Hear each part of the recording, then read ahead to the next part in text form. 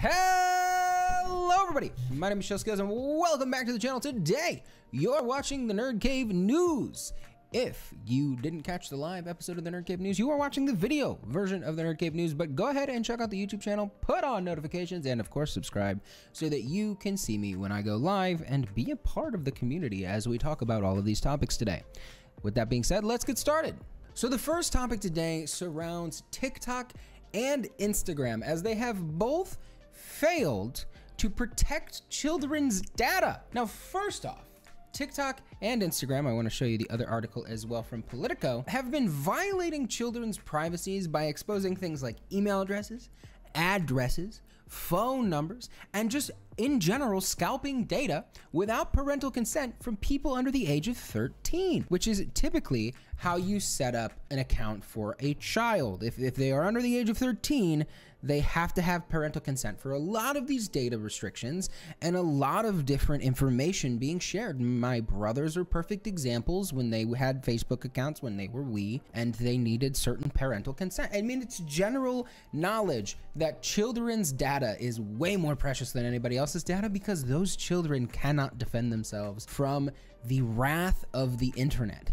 And the fact that Instagram and TikTok continue to fail in these categories and are being fined $27 million for the TikTok side of things and 405 million euros for the Instagram side of things, or Meta, however you want to look at it, are just crucial oversights from major corporations that should just frankly fucking know better. I mean, there has never been such a large fucking time period in life where everybody's data is so at risk. We are just seeing headline after headline after headline of people's data being completely and utterly manipulated, and children are no longer safe from that. Children are not being cared for with the lock and key that we used to try and keep them under, to keep them, you know, safer and a little bit sheltered, because frankly, okay, sheltered children can have multiple different contexts, but long story short, Instagram and TikTok should be taking way more care of children's data because it's really fucking hard for even adults to understand the idiosyncrasies of the internet and how easily you can just give up valuable data to people who shouldn't have it. I'm a perfect example of that. I am a stickler for how my data is being used across the board, and I still had cases of identity theft. I still have cases of fraud show up on my account all the time. And it's hard to say that as an adult, I am having struggles with my internet and my data security. And to say that children should have some modicum of responsibility when it comes to this is absolutely asinine and ridiculous. And these companies deserved to get fined for not protecting innocent children, for just wanting to participate in a platform. Also mining data that they have. They just fuck you. Fuck you for stealing their data. Like, what are you really gonna just target ads at children? That's illegal.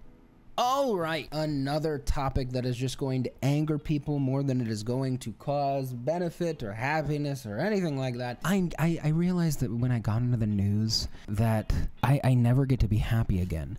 And I have to deliver this unhappiness to you, and it makes me sad. But it's my job now, and you guys seem to like it, so here we are. YouTube Premium is now going to think about putting 4K video resolution behind the YouTube Premium paywall.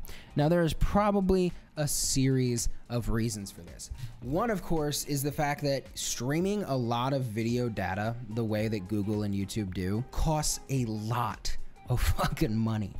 And so making it so that they don't have to push gigabyte plus files across the intranet is probably going to save them some money in the long run. But also, let's think about the people who are actually using 4K quality on their videos. The only people that come to mind, in my opinion, are cinematographers, videographers, people who work in the film industry who care about quality like that, and people who have 4K TVs.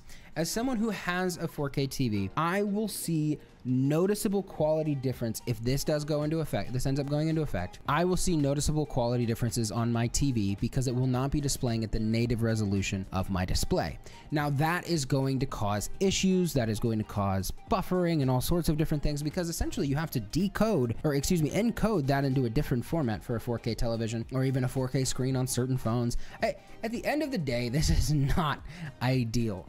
And is it kind of really niche? Yes, it probably won't affect the majority of us. I watch most of my videos at 480p on my phone.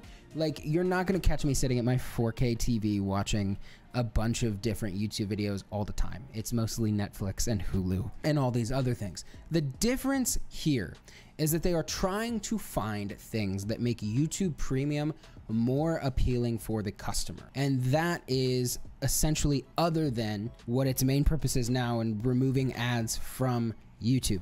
Now, to be completely fair, I am a YouTube Premium subscriber. I really do enjoy the service. It gives me YouTube Music. It gives me Google Podcasts. It gives me no ads. I'm a huge advocate for zero ad experiences. It's $11.99 a month. To me, it's like another Netflix subscription or another Hulu subscription. It's whether you want it that bad or not. And they are just creating another incentive for you to purchase the product. Will it get worse? It opens the door for this situation to get worse. And it also opens the door for the ad situation to get even worse on YouTube and them to just plug this more as an alternative for not seeing 12 ads in a video. So at the end of the day, this is just going to piss a lot of people off. There's really no benefit to this. This just is, again, a corporation making a stand to try and make one of their products a little bit more enticing for the consumer. At the end of the day, I'm already a premium subscriber, so it won't affect me. Are you a YouTube Premium subscriber? I am curious. Let me know in the comments section down below. What do you think of this? Do you ever even watch 4K videos, or are you still a 480p monster like myself? Let me know in the comment section down below. Womp, womp, womp. Advertising time. Hello everybody, I am affiliated with Rogue Energy, and today I'm going to tell you why I choose them over G Fuel and any of the other competitors. And it's very simple. I spent a lot of my time as a kid being in gyms because I'm swole as an 8-year-old. No, I was in high school football. I did a lot of protein powder shakes and all that kind of stuff. I used G Fuel and other competitors, and frankly, it's just not nearly as clean of an experience. I used to get that dusty, particly taste every single time I drank one of the competitors, and Rogue Energy just completely dissolves in water. The shaker design just beats up all of the dust and actually just makes it a way cleaner experience. They have options for hydration, energy extreme, so that you can get more caffeine out of it. You can get more different benefits and vitamins and minerals and all that jazz, and even have new flavors like Rogue Energy Rocket Pop being one of their new flavors, and all of the different tubs. So go ahead and use my affiliate link in the description down below and my affiliate code to get 10% off your next purchase. Thank you so much, Rogue Energy, and I will see you guys in the next topic. Cool. So the next topic is about fired Nintendo worker speaks out alleging union busting against the gaming tech giant, the Mario man. And you know, everybody else, we fucking know who Nintendo is, and we know that they are never customer centric. They are never employee centric. They just keep pumping out games because they know we'll buy them. That's just what Nintendo does, and that's just how Nintendo acts. And Nintendo understands that they cornered the market by being literally one of the only, if not the biggest game producer for a decade before anybody else stood a chance against them, and eventually superseded them in Sony and Xbox. But let me tell you, Nintendo has essentially gotten this person, whom's name is Mackenzie Clifton, was a Nintendo worker who was under contract to work for Super Smash Brothers Ultimate, and essentially didn't get a line in the credits because they were a contracted employee. And a lot of the other contract employees were having a bunch of disputes because they were being treated as essentially second-class citizens within the company, not a lot of autonomy to do the certain things that their contracts required of them. And at the end of the day, they weren't treated like full-fledged employees, where they weren't given a lot of the benefits. Now, this does toe a line, right? Because Nintendo does, as a business, have a right to have a contracted work staff that has specific parameters put in place to exactly how they're treated, and those contracts should be read.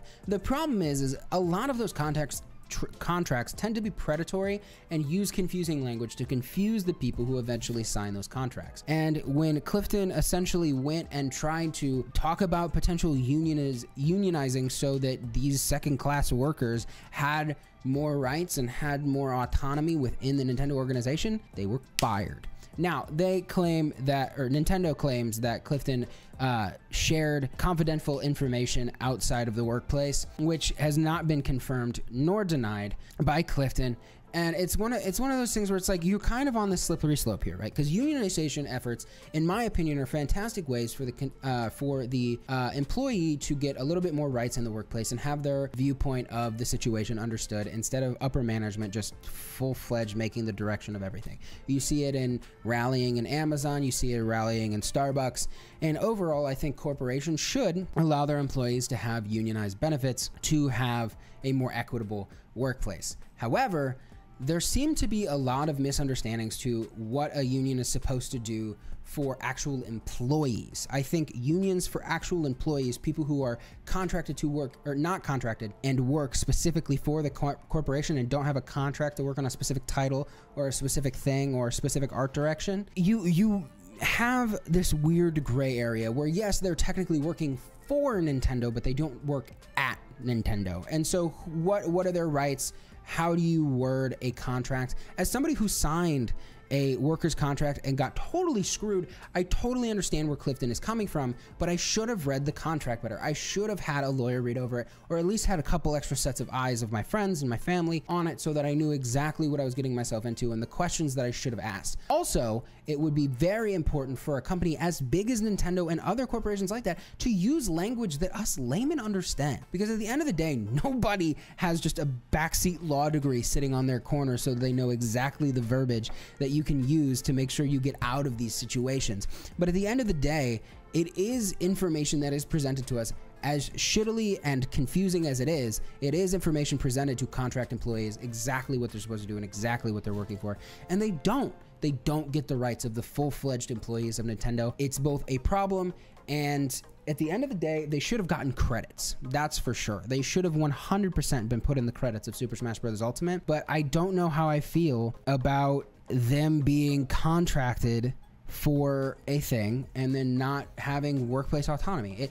I love the idea of unionization efforts, but I don't know where I stand on this specific topic. Let me know what you guys think in the comment section down below. Am I wrong? I probably am. I feel like all workers deserve equity in the workplace, but when you sign a contract, you have to legally fulfill that contract. If you want to renegotiate that contract, that's your prerogative, but they also have the right to completely destroy the contract and get rid of you if neither of you meet an agreement. Let me know what you guys think in the comment section down below. All right, more fines. This is where we're at this point. Companies just getting fined over and over again. Google and Meta got fined $70 million for privacy violations in Korea. Long story short, they're essentially just creating different ways for data to just be skimmed and then immediately used for advertising. It's par for the course for these fucking companies to just find new creative and a little bit criminal ways of taking your data and then saying, oh, well, what did they explain to us? And it's like, well, you didn't even tell us. So like, you can't say that we didn't explain something, or you didn't explain the guidelines to us, so we just kind of took the data without asking. Like, yes, third-party behavioral information is obtained when users visit websites and apps on the other than the platform. Since it automatically is collected, it is difficult to predict which behavior performed on which website or app is collected. So essentially, it's when you click on a link on one of those sites, Google and Meta are also still tracking you as you go onto other sites, still gathering data as you interact with those other sites because you click the link on their platform. And this is essentially creating a little bit of fucking gray area of where they're allowed to continue to just extend their tendrils as you are browsing the internet. Like, how many links deep does Google and Facebook get to continue to just scrape your data from the bottoms of your coffers as you continue to navigate the internet no longer on their site? And I just, because think about it, if you use Google as your search engine and you click, I don't know, puppylove.com, and you go to puppylove.com and they take certain cookies, and then Google's going to take certain cookies on top of that. But if you go away from Puppy Love and you go to dogpetting64.com, do they still follow you there? Like, what is the context for when Google no longer is allowed to have that data? Because they are the natural highway, and Meta in a lot of places with Facebook and Instagram are the natural highways for a lot of other countries as well to navigate the internet. These people just continue to take your data without asking because they think they're entitled to it because they provided you the roadway to get there. And that is just not fair. And again, fines and trust busting needs to start happening. It needs to start busting the shit. As much as I love a lot of the products that these corporations put together, I mean, I'm on the YouTube platform for a reason. I love the idea of becoming a YouTuber. Data is becoming extremely unsafe in this world, and it's terrifying. All right, everybody, I hope you enjoyed watching this video. Thank you so much for taking the time to look at the news with me. I hope you enjoyed it. Let me know what you guys think about all the topics that we talked about today in the comment section down below. And if you liked what you saw today, go ahead and hit that like button and subscribe if you want to continue to see more live or recorded versions of this type of content. And I will see you guys in the next one. Don't forget to hit the notification bell so that you get notified anytime that I post more content. And I'll see you in the next one. Okay, bye.